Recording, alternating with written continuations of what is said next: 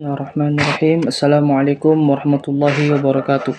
Perkenalkan, nama saya Muhammad Maulana Zaki dari Prodi Pendidikan Bahasa Arab, Fakultas Agama Islam, nomor induk mahasiswa saya 2231222021.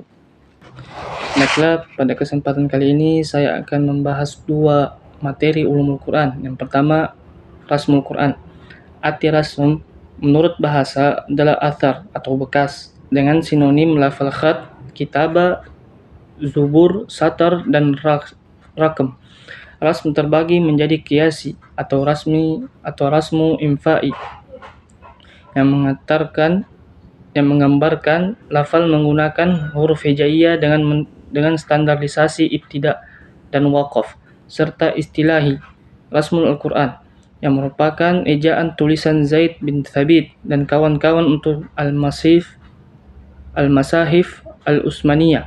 Rasm Al-Quran atau al-mushaf adalah kaidah penulisan kalimat-kalimat dan huruf Al-Quran yang disepakati oleh Utsman radhiyallahu anhu.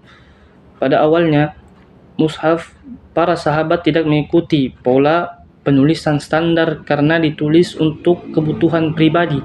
Di zaman Nabi SAW, Al-Quran ditulis pada benda-benda sederhana seperti batu, tulang kulit unta, dan pelepah kurma. Mushaf ini belum terhimpun dan tersimpan di rumah Nabi SAW. Abu Bakar menghimpun Al-Quran dalam suhuf setelah usul dari Umar bin Al-Khattab. Tujuannya adalah memelihara keutuhan dan kemurnian Al-Quran. Di zaman Khalifah Utsman bin Affan, Utsman membentuk tim 4 untuk menyalin Al-Quran ke beberapa naskah. Baiklah, materi yang kedua adalah Makkiyah wal Madaniyah.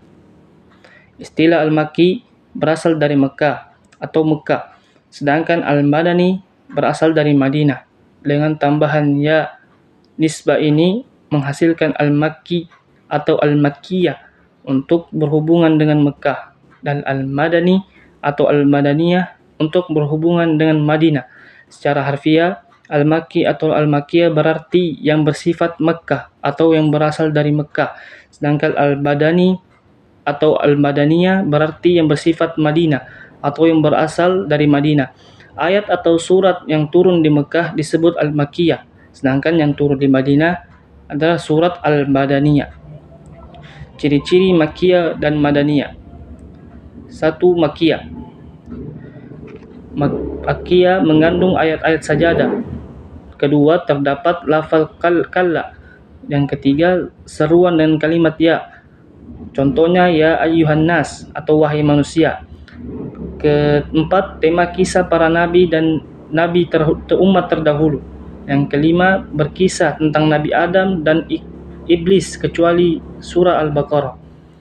Yang keenam, dimulai dengan huruf-huruf terpotong-potong atau huruf at-tahaj, kecuali surat Al-Baqarah dan Ali Imran. Untuk surat Ra'ad masih diperselisihkan. Yang kedua, Madaniyah. Yang pertama, mengandung ketentuan-ketentuan faraid dan had.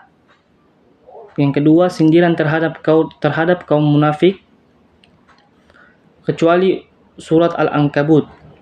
Yang ketiga, uraian perdebatan dengan ahli kitab. Beberapa pendapat mencirikan surat atau ayat Makkiyah sebagai pendek-pendek, atau ayat-ayat Makkiyah ini rata-rata suratnya pendek-pendek dengan lafal kuat, berfokus pada seruan pokok iman dan mencelah amal yang musyrik, termasuk pertumpahan darah, memakan harta anak yatim, dan mengubur anak perempuan hidup-hidup. Baiklah, itu penjelasan singkat saya tentang rasmul Quran dan materi Makkiyah wal Madaniyah pada ulumul Quran. Sekian, wassalamualaikum warahmatullahi wabarakatuh.